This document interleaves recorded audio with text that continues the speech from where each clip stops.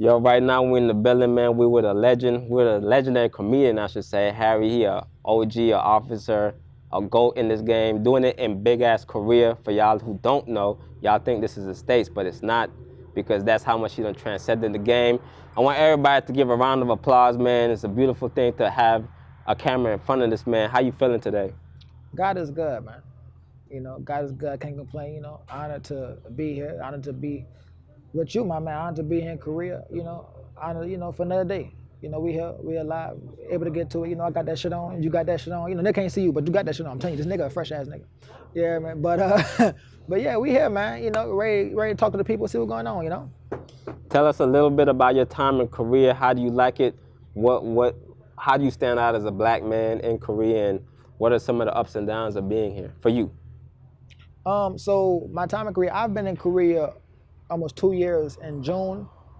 Um, it's actually has been a blast.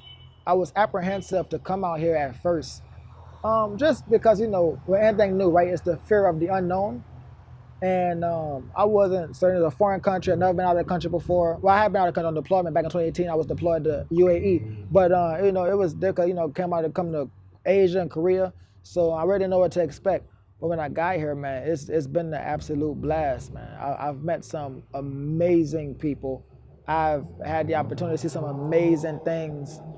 Um, you know, as a black man here in Korea, it is a paradise.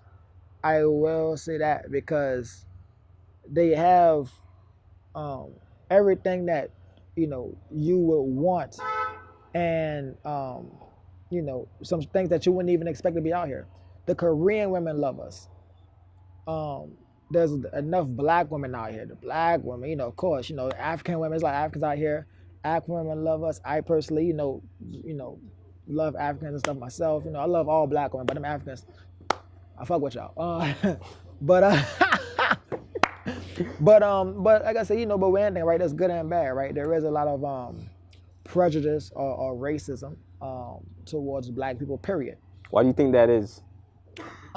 Because like, right? So you're in someone's land, um, inhabiting their culture, and there are those of us who come here and don't know how to act, for lack of terms, and we come out here and we disrespectful and we're violent, and it kind of disturbs the peaceful civilization and environment that Korea has. There are those who come out here with ignorance, and they see that, and it kind of messes up for the rest of us, right? So I, I understand in a way and in a sense I get it, but at the same time, I think there's many more of us who do behave accordingly, and who are for the right, and who do mean well, want to come out here and just have fun, have a good time, and do what we do our job, and go on home, man. So yeah. Speaking of, you talked about the beautiful women. What are some of the rules out here when it comes to dating, and what are some of the things that people should watch out for? Is because there's always been a stereotype of you dating a female from over here and she only wants you for her papers. Have you seen anything like that to be true? And is there anything that you watch out before you hook up with somebody I'll tell you what I've seen. as a foreigner in their land? I'll tell you what I've as far as the women, right, looking for a male ticket, the local women looking for a male ticket out of Korea, that is definitely a thing. It's not all of them, it's not all Koreans, but there are a few I've seen. It's usually like the women who are from Thailand, the Filipino women, some of the African women, the women who come here, um, and they're not like natural born Koreans. A lot of them do seek to find and get with someone who, like an American soldier, who can grant them that visa and that citizenship to get to America and have that security. Because out here, you have to renew your I guess your visa call. You're like every 30 days. You gotta do like once a year. Every 30 days. It's something like that. 'Cause I dealt with somebody who they had to renew their stuff. So you do have to renew it often, and you can only do it like within 30 days of the time it expires. And a lot of times, if you don't have an appointment, it could be a very much nuisance and the inconvenience to get that done. So I think it's like every year you have to get your shit like renewed, and you can only do it within a certain time span over at the embassy. So there are a lot of women out here, man, who will try to get you, and there's some niggas who fall for it. I know an old retired nigga. He came here single and left with a deaf woman that had 2 kids of her own. How the fuck you come and leave with a deaf motherfucker that got 2 kids? I don't know, but he did it though. So they will get you. You know, they definitely will get you, man, if you're not careful. You know, I tell anybody, you know, come here to have fun, but if you do happen to leave with somebody, make sure it's someone that you love and love you for you, not for what you can give, not for, you know, you're American, not for that. Love someone who loves you for Joe Brown, whoever the fuck you are, who loves the shit in your drawers, like who loves you for you and all that you come with, regardless of your status, of what you can provide for them, as far as like, you know, like your position in the military, whatever. So like I said, if you must find someone who fits that criteria. I'll say that. Can we touch on the military real quick? Because I guess that's always a touchy subject. Uh-huh. How long have you been in the military? What made you want to join the military? And who is the military for? And who is the military not for? All right. I know that's a lot of questions. I have been in the military 7 years, officially on the 14th that just passed. What made me want to join the military is I graduated high school, and I was raised by a single mother. My dad was on the other side of town. He had his own family. So there was a lot of life knowledge and a lot of game that I lacked, that I wasn't given. My mother did what she could, but you know, you can only do so much, right? When you know, you're a single mother raising 2 or 3 kids, and then you know, you got your youngest one who's like 7 years younger than your middle one, and I'm basically the baby, so I'm doing whatever, right? So I'm not giving much game, so I'm just going through life as it is. But one thing I did know is that my brother and my sister, they was in the Air Force. So, you know, college wasn't really much of a focus for me. It really wasn't. I didn't care for it too much. So I was, you know, but I knew I had to do something, and my mama made sure I knew. So, you know, senior year, come graduation time, I went and saw Air Force recruiter. And, you know, like a few months after that, went on about my day, man. And that was, you know, that was basically it. You know, after I worked for a while, but came into the Air Force. What the third part of that question was? You said, who is it for and who is it not for? The Air Force is definitely for, like most of the power structure, and not most, but all of the power structure in the world is built around economy and the white people who run it, right? If you are a minority in the military, the military is not built for real niggas. If you someone who pride yourself and I'm a real nigga, whoop, this shit ain't it for you. I'm here to tell you right the fuck now, you better off going and do something else. Nigga, can you paint? Can you draw? Can you wash cars, nigga? Can you crochet? You know, like, nigga, what the fuck can you do that can make you a lot of fucking money? Can you lay bricks, like actual concrete bricks, nigga? Not that, can you lay bricks? Like, what can you do that can make you a lot of money? Because if you are not a good old boy, if you are not a yes man, if you're not kissing ass, you are shelved. As far as like your capabilities of how far you can go within the military. And I deal with it daily, man. I got people around me of the same rank, of even more rank, who feel like the only way that they can get to where they want to go and progress is by kissing ass and sucking dick. And when I say suck dick, I'm not saying actual sucking dick. I'm talking about like niggas who are just going above and beyond to appease another motherfucker. You know, and it's embarrassing and it's pitiful to watch grown men feel like they gotta basically get their manhood and appease another motherfucker to get themselves to a certain position. That shit sickens me. It really does. Why I said the military ain't built for no real niggas. It's a lot of fuck ass niggas and a lot of bitch ass shit that goes on in the military. So y'all thinking, oh, you fighting for your country. Niggas ain't fighting. Niggas, man, we in Korea. Niggas ain't really fighting shit for real, bro. Nigga, you see what I got on, my nigga. If I was really fighting shit, I had this shit on right now, my nigga.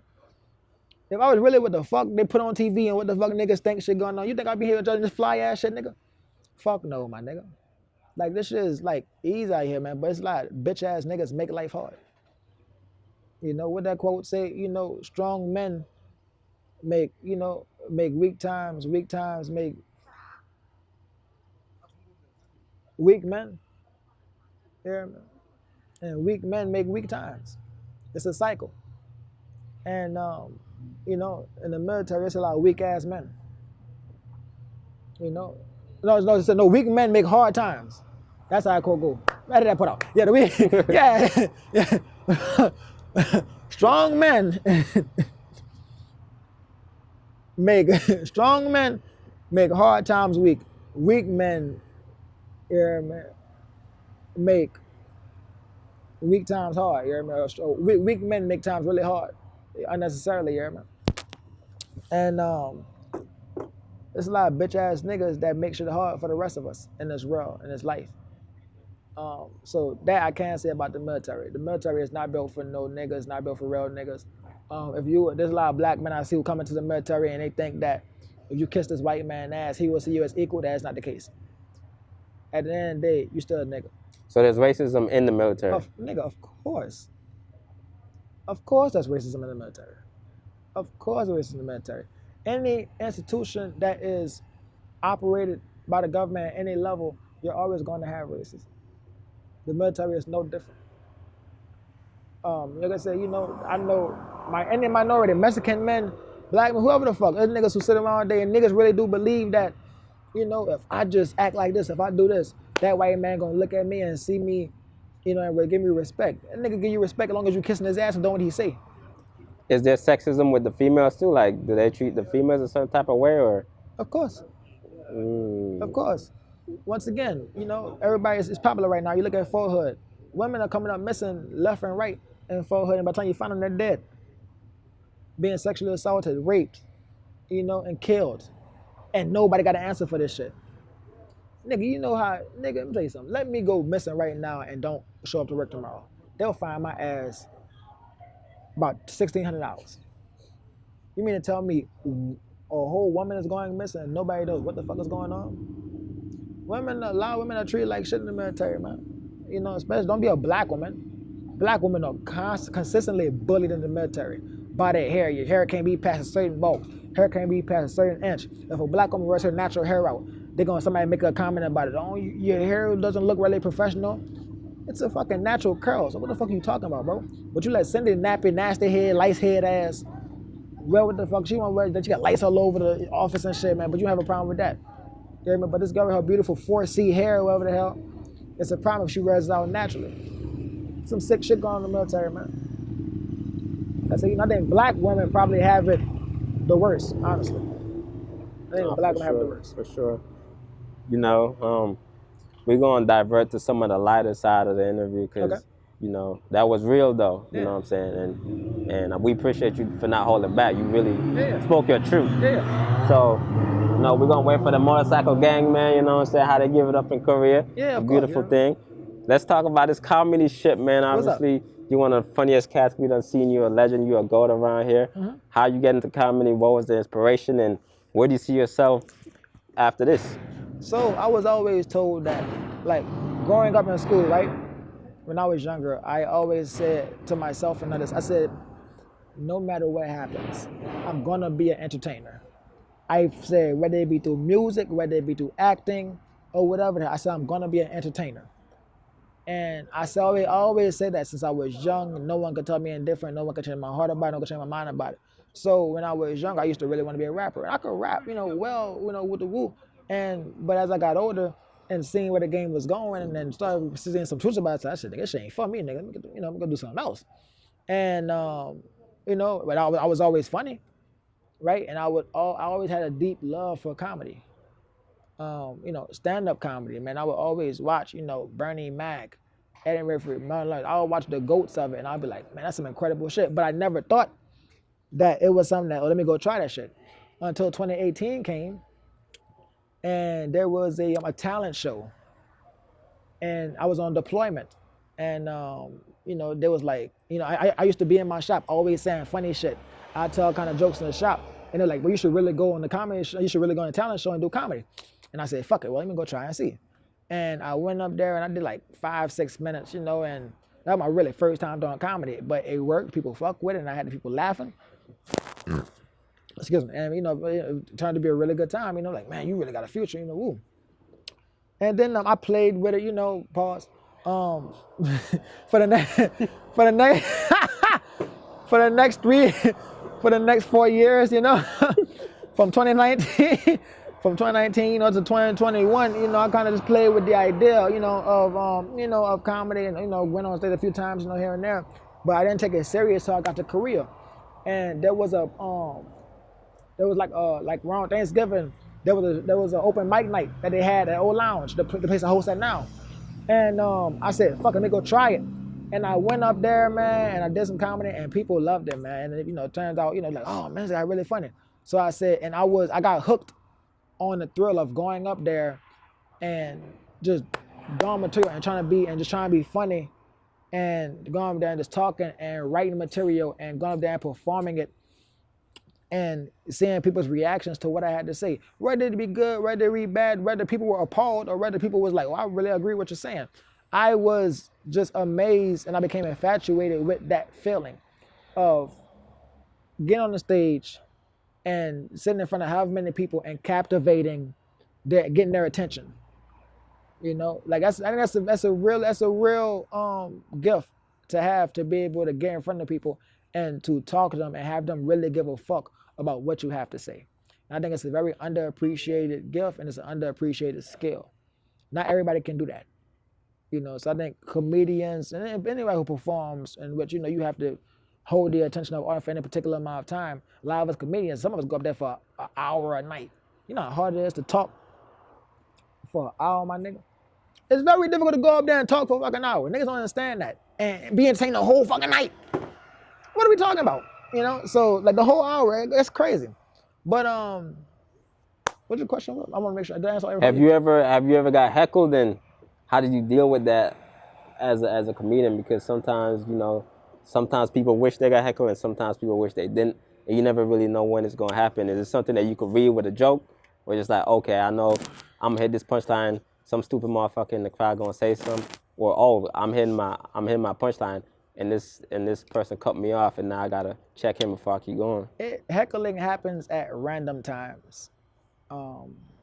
It's not like a particular part of the set in which, all right on schedule, niggas just gonna talk shit the whole time. A lot of times when you get on stage, before you can even get a joke off, niggas being rude, and niggas fucking with you, and niggas just yelling and saying ignorant shit, and niggas think they're comedians, so niggas gonna get up there and be funny. And as a comedian, that's when you really see what you're made of, and you really see who you are. That's why I like working rooms, the black rooms, right? They call it the black rooms with like a lot of ethnic people, the black people, a lot of the ignorant motherfuckers. Because when you get in those rooms with the ignorant motherfuckers, that's the people who are going to get up there, who are going to try you.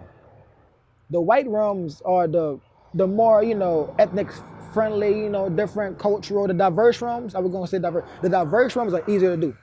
Because, everybody's there for a good time. But the ignorant motherfuckers, that is the rooms that's going to build who you are as a comedian, and everybody not built for that.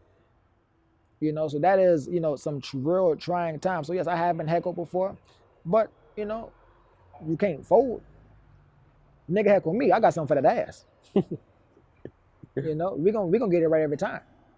What do you tell people who feel like when they go up there, they feel like in their first time they're gonna be Dave Chappelle, Bernie Mac, Paul Mooney, like, and they find out that it's not that easy? What do you tell people to stay strong, keep your head up, because this is an ongoing journey, even though, you're obviously a legend in Korea and you making your name in the States? What's that like to let them know that you guys still keep going yourself? I hate new niggas that think like that. I despise you, I do. I despise you niggas with passion. You niggas who come here or get anywhere, you come on the stage for your first or second time and think you about to just. It's not like that, my nigga. That's actually not reality at all. A lot of you niggas are terrible your first 10 times, actually. Niggas are god awful. Which is supposed to be like that. Yeah. Like, your first few times it's supposed to be, but those are people who, there's niggas who have it, and there's niggas who are like, cause everybody's raw. Your first 10, 11 times, you're raw. But there's good raw, and there's bad and awful raw. You know, when I came through, I was good, decent raw. You know, they were like, I was funny, but I know I still had shit to work on. A lot of you niggas want to do comedy, and you get up there, and you niggas are just awful. You're fucking terrible. And I wish you niggas never decide to do comedy ever in your life, honestly. I really don't like you niggas. Because a lot of you niggas who think this shit is easy because you see a nigga do it. Y'all niggas funny when you're talking to your partners in conversation, but when you get on the stage, it's different, my nigga. When you get on that stage and you talking about really doing this and you in front of people you don't know, it's easy to be funny to your mom and your uncle. That's great. When you gotta get up and you gotta, talk to niggas you don't know and make them laugh, come on, man. That's a different kind of fucking level. Let me ask you this too as well on the comedian side. Do comedians fuck with each other? What was the thing where comedians steal each other's jokes? Is that true? Is it just a rumor? How do comedians work together if they do? And why do I hear about comedians beefing when it's just like y'all should just be telling jokes and shit? Why is that going on in the community of Comedianville? I think beef, to answer your question, beef within the comedian community, it's like beef in any other competitive field, right? It's competitive. It's no different than basketball, football, at any level. At any level, it's naturally competitive. So, a lot of times you're going to try to figure out how to get the edge on the next motherfucker. It's comedy, so it shouldn't be like that. But, when niggas is eating off of this and niggas feeding their family off this, and you trying to get the big check and you trying to get the check bigger than the next motherfucker, shit becomes cutthroat. Because everybody trying to make the biggest check. Everybody trying to get the biggest show, the biggest venue. So shit, gets weird in that sense. I've heard of niggas stealing jokes. I've never had anybody steal my jokes yet. And I haven't had to steal anybody's jokes. That's why I try to keep an ear to what niggas are doing so that I don't steal niggas' jokes. I don't want anything I do to sound like any nigga that's out there. I purposely listen to niggas, all right, let me make sure I don't write nothing come close to what this nigga doing. Because, I'll take great disrespect to a nigga feeling like I took anything close to yours, especially if that shit not even really funny for real. It be the niggas that shit don't even be that funny and sometimes be like, you stole my joke. We don't get that lame ass shit. It be them niggas that think you taking a joke and you not, bro. But I know the niggas who took, the guys who are at elite, quote unquote, this high level, who some of your favorite comedians done stole jokes from niggas. There's niggas that beef with them right now. Some legends who beef with, some of your all-time greats right now because niggas done stole because they done stole the niggas' jokes. You know what I mean? So. But also, you know what I mean? There's niggas who write for niggas. Like Paul Mooney wrote for Richard Pryor. Everybody knows that. Like there's a lot of other comedians who write for the bigger guys and slide them. Hey, my nigga, here, take that. A lot of times, if you look at specials and you look at the end of it, it'll say written by. And sometimes, you hear me, they'll put the nigga name who helped write the shit in the credits. Ain't nothing wrong with it. It's no different having a ghostwriter for music. You think your rapper, you think all your favorite rapper lyrics is all him? Fuck no. That nigga got a team of niggas helping him write that shit, man. Stop playing, man. Some of them niggas y'all know. True. Yeah, man. So it's same thing in comedy. It's a lot of niggas who, there are niggas who do write their own joke for the most part. Respect to them, But there are niggas who like to get shit wrote for them, and there's nothing wrong with that. For sure, my nigga. Last question. What does WalkAwaySmilin mean to you? WalkAwaySmilin. That means, in one word, greatness. It means persistence. It means to never give up. It means your attitude reflects your altitude. And that means that even when it's rough, when shit seems very uncertain, like scary uncertain, like nigga, you don't know how to like nigga what, like almost life, like you know, you feel yourself losing oxygen. If you can keep a positive attitude even in those moments and stay true to yourself and stay true to your goals, stay true to your purpose, that even in those moments, on the other side of that fear, on the other side of that desperation, lies greatness, lies peace, and lies success and tranquility. Where can they find you, man? Let them know. Follow, like, and subscribe to your boy. Where can they find you at? On Instagram, I am underscore letters underscore LETTAZ. On Facebook, I am Harry Landry, HARRY on Snapchat, I am Harry underscore Unk, HARRY underscore UNC. What else I got? I did Instagram, Facebook, Snapchat. I am building up my YouTube channel right now. My YouTube channel is Harry Landry. Very simple. So yeah, man, you know, that's where you can find me at. You know where we at, man. We out in Korea. Appreciate you, GOAT. No, thank you, my nigga. I really appreciate it, man.